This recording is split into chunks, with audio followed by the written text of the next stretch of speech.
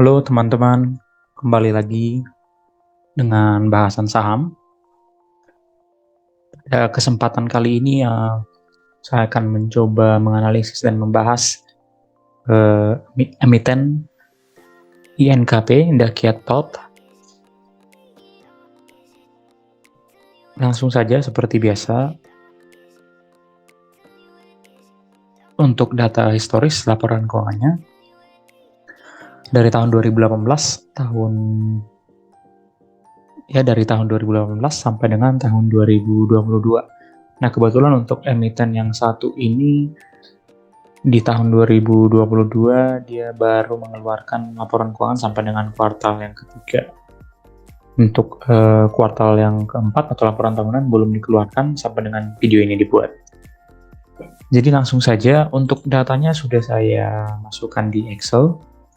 Kita bisa melihat di tahun 2018 dia memiliki laba bersih sampai dengan 8,8 triliun. Kemudian di tahun 2019 ternyata dia mengalami penurunan sebesar 53,35%, teman-teman, menjadi 4,115 triliun. Nah, kemudian di tahun 2020 dia mengalami peningkatan hanya sebesar 7,17%, meningkat sebesar 7% menjadi 4,4 triliun. Kemudian di tahun 2021 dia kembali mengalami peningkatan yang cukup luar biasa, mencapai 7,9 triliun. Dan kemudian sampai dengan kuartal ketiga di 2022 dia mencapai kenaikan 22,79%, sehingga laba bersihnya mencapai 9,7 triliun. Nah, kemudian kita melihat dari sisi ekuitas. Nah, sebelumnya untuk laba bersih sendiri kita bisa melihat bahwasanya memang di tahun 2018 dia pernah mencatatkan sampai yang cukup bagus di atas 8 triliun. Tapi memang di 2019 dia mengalami penurunan yang cukup signifikan. Di tahun 2020 kemudian meranjak naik, dan 2021 peningkatan yang signifikan, dan juga di tahun 2022 kita bisa melihat laba bersihnya sudah melampaui tahun 2018. Artinya hal ini merupakan sentimen yang cukup positif. Sementara di tahun 2022 kita tahu bahwasanya untuk laba bersihnya baru mencapai kuartal ketiga. Artinya ini masih ada potensi untuk lebih tinggi lagi dari tahun 2018. Oke, kemudian untuk ekuitasnya sendiri kita bisa melihat untuk tahun 2018 dia mencapai 56 triliun. Kemudian mengalami peningkatan 6% di 2019 menjadi 60,76 triliun. Kemudian mengalami peningkatan kembali 6% menjadi 63,73 triliun. Dan peningkatan yang mencapai 2 digit 11% di tahun 2021 itu mencapai 71 triliun, 71,372. Dan kemudian di tahun 2022 sampai dengan kuartal ketiga juga mengalami peningkatan yang juga cukup lumayan, yaitu mencapai 13%. Padahal ini masih di kuartal yang ketiga, teman-teman. Nah, oleh karena itu, seperti biasa saya langsung membuat rata-rata kenaikan ekuitas dari tahun 2018 sampai dengan 2021, sehingga untuk rata-rata kenaikan ekuitasnya mencapai 8,09%, yang artinya tidak bisa dikatakan cukup baik dan juga tidak bisa dikatakan buruk. Artinya ini masih lumayan, sehingga kita bisa melihat untuk EPS-nya memang di tahun 2018 seiring dengan atau sebanding dengan jumlah laba bersihnya. Kita bisa melihat di tahun 2022 yang kita tahu ini belum secara full ya teman-teman, dia sudah mencapai 2.366 EPS-nya, yang cukup jauh dari tahun 2018 sebenarnya, dan ini merupakan salah satu sentimen yang cukup baik. Kemudian untuk saham beredarnya, untuk saham ini memang tidak pernah menerbitkan jumlah saham kembali ya teman-teman, atau right issue. Jadi dia tetap memiliki porsi kepemilikan yang sama dari tahun 2018 sampai dengan tahun 2022 tahun berjalan. Nah kemudian untuk jumlah utangnya kita bisa melihat, sebelum ke utang mungkin kita balik sebentar ke ekuitas. Apabila kita melihat grafik untuk ekuitasnya sendiri memang cukup bagus, mengalami peningkatan dari tahun ke tahun. Sampai dengan tahun 2022, hal ini merupakan sentimen yang cukup bagus ya teman-teman. Oke, baik. Kemudian untuk jumlah utangnya, kita bisa melihat sebenarnya terjadi penurunan. Awalnya dia memiliki utang di tahun 2018 sebesar 74 triliun, kemudian turun menjadi 67, turun menjadi 63 di tahun 2020, di tahun 2021 mengalami penurunan tapi tidak signifikan, dan kemudian kembali mengalami penurunan di tahun 2022 sampai dengan kuartal ketiga. Oke, dan untuk kita bisa melihat penambahan kasnya juga, yang artinya untuk bisnis INKP ini cukup bagus dalam melakukan penambahan kas, yang artinya bersifat positif kepada emiten ini. Kemudian untuk kas pada akhir tahun juga cenderung mengalami peningkatan teman-teman dari tahun ke tahun. Kita bisa melihat di tahun 2018 kas pada akhir tahunnya hanya mencapai 11 triliun, tapi di tahun 2022 kita bisa melihat sudah mencapai 16,92 triliun. Artinya hal ini juga merupakan hal yang cukup baik, yang artinya kas yang mengalami peningkatan yang mungkin ditopang dari laba bersih juga yang mengalami peningkatan. Oke, kemudian untuk DER, itu perbandingan dari total utang dengan total ekuitas bersihnya. Kita bisa melihat hal ini juga mengalami penurunan dari tahun ke tahun, yang artinya hal ini merupakan hal yang cukup baik, di mana di tahun 2018 debt atau utang dibandingkan ekuitasnya atau aset bersihnya 1,32, kemudian menurun menjadi 1,12, kembali mengalami penurunan menjadi 1 di tahun 2020, dan terakhir sampai dengan kuartal ketiga mencapai 0,76. Dan untuk posisi sekarang juga 0,76, artinya adanya penurunan utang dari tahun ke tahun. Seperti yang kita lihat di grafik, hal ini merupakan hal yang cukup baik teman-teman, di mana ekuitasnya meningkat dan utangnya juga mengalami penurunan. Oke, kemudian untuk hal selanjutnya, setelah kita melihat data-data secara historis dan lepas keuangan, kita lanjutkan ke hal yang berikutnya, yaitu untuk book value-nya. Jadi sebenarnya di tahun 2022 bulan berjalan, atau sampai dengan video ini dibuat, kita bisa menyimpulkan dengan data yang ada bahwasanya untuk nilai buku 1 dari emiten ini mencapai harga 14.770. Sementara untuk harga sekarang sampai dengan 27 Februari, INKP ini mencapai harga di 8.025. Artinya apa teman-teman? Apabila kita mengubah di rata-rata harga di tahun 2022 menjadi harga sekarang 8.025, artinya ini masih sangat jauh dari harga buku value-nya. Oke, kemudian untuk nilai PR-nya juga seperti biasa, untuk emiten ini saya menyimpulkan untuk PR normalnya atau wajarnya berada di angka PR 10, sehingga kita bisa melihat untuk tahun 2022 atau misalnya dasar pengambilan keputusan kita itu untuk PR 10, sehingga kita bisa melihat untuk harga sewajarnya emiten ini tahun 2022, yaitu nilai EPS sekarang dikalikan dengan PR 10 atau PR wajar menurut analisis saya,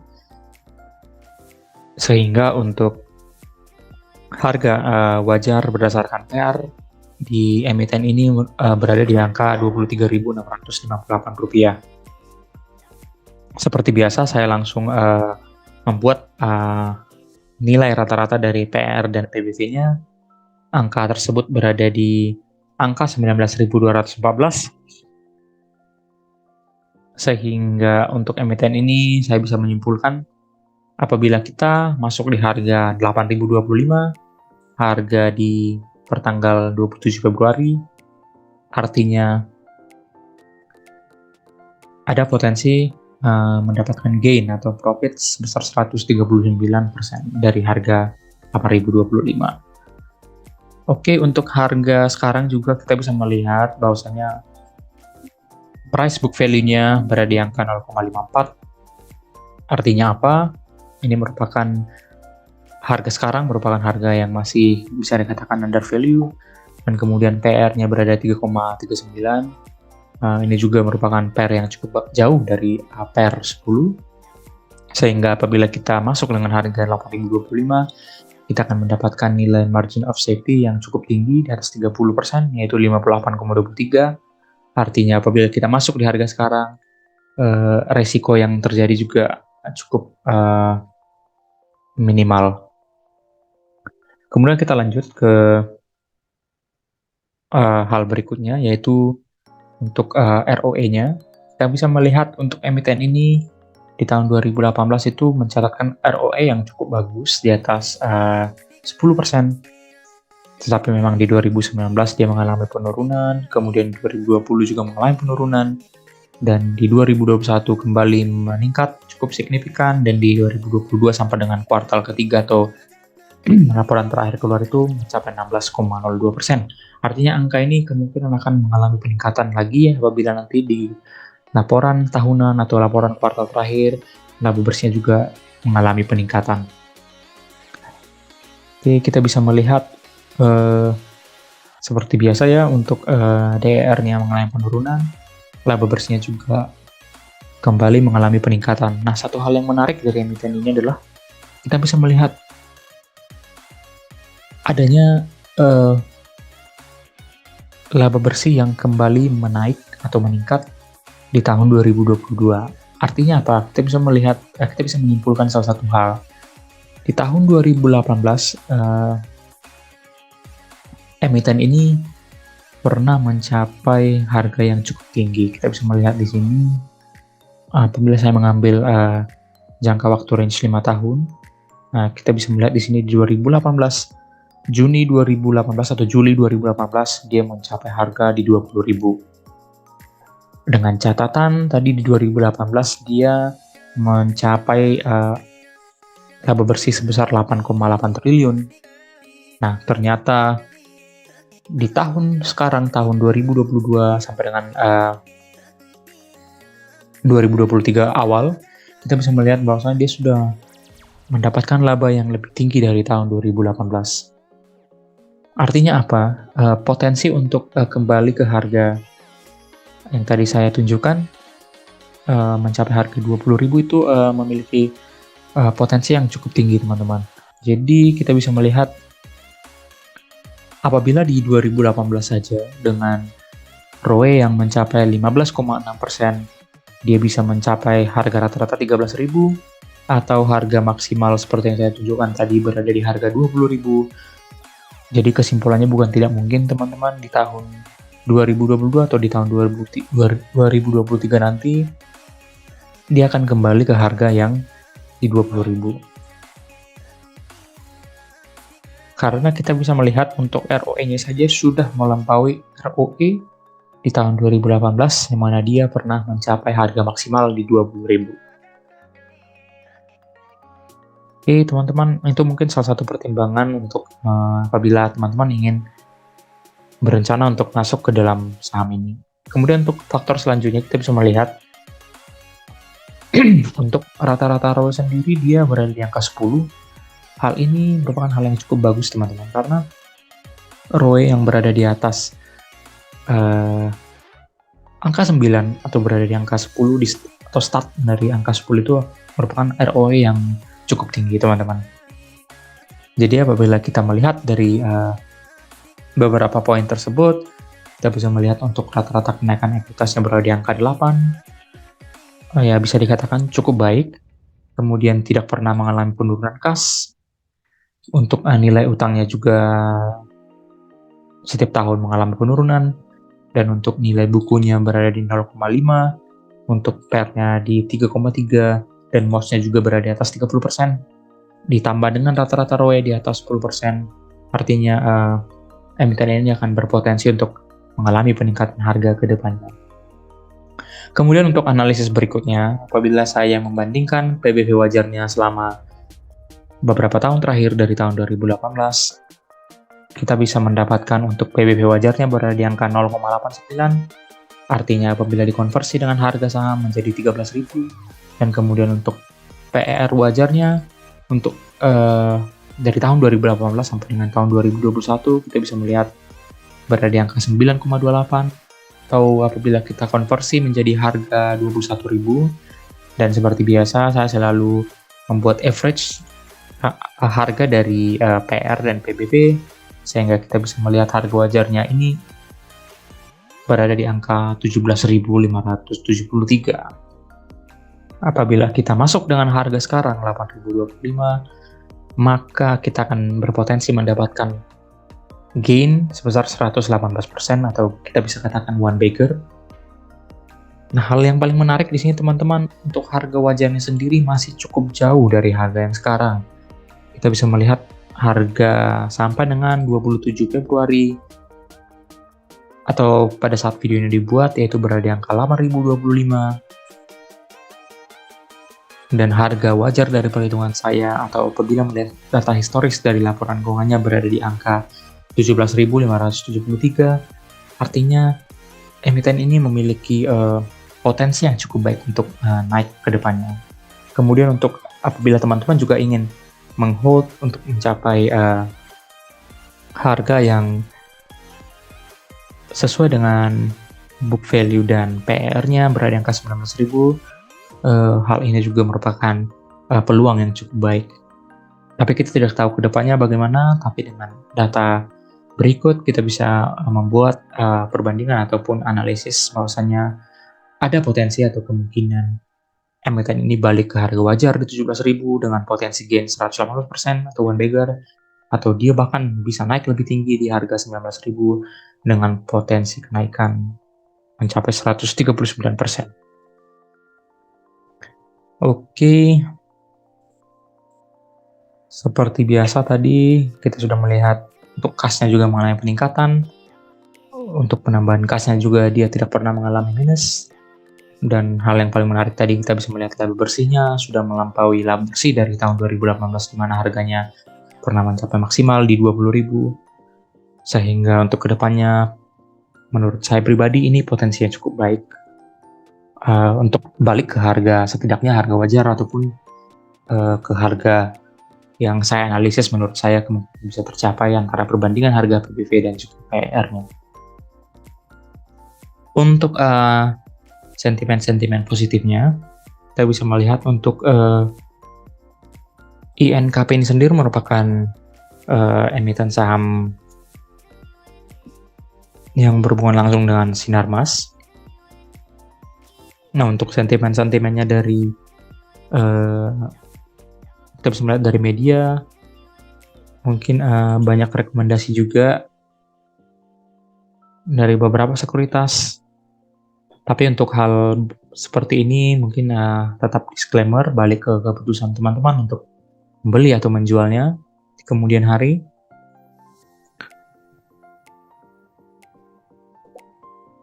Tapi apabila kita melihat data untuk saham ini sekarang memang masih under value teman-teman, dan saham ini juga tetap mengalami penurunan di tahun-tahun di bulan-bulan sebelumnya dia juga mengalami penurunan sampai dengan harga 8.025, sehingga potensinya cukup bagus, mungkin akan kembali ke harga wajar menurut perhitungan saya, ataupun dia bakal menuju 19.000.